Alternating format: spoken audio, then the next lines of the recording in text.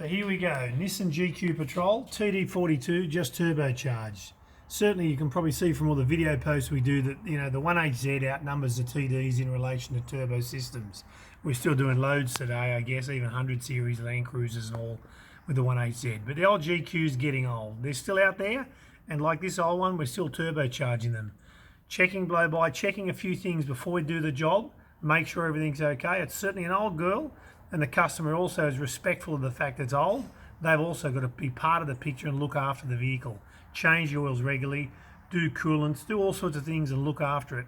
We'll do the job of the turbo like we've done here, and have a little bit of a look if you want to. Comes with a wastegate and a water-cooled turbocharger.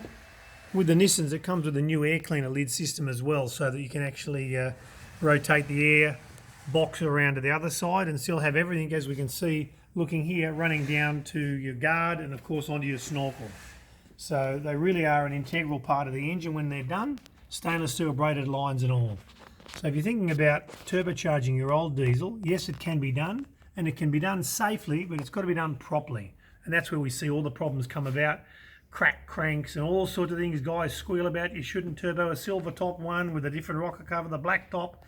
We just say it's all BS because we've been turbocharging these things for so long. It came out in about 88, so now makes it 30 odd years old, and we still see those vehicles coming back through our shop every now and then, ones that we did 20 or 30 years ago. So do it properly like anything and it lasts. You can of course get things done properly by coming here to Berrima Diesel. You can look us up here on our Facebook, YouTube, Instagram, Snapchat, or of course get on to berrimadiesel.com, where we've got lots of technical information about looking after your diesel.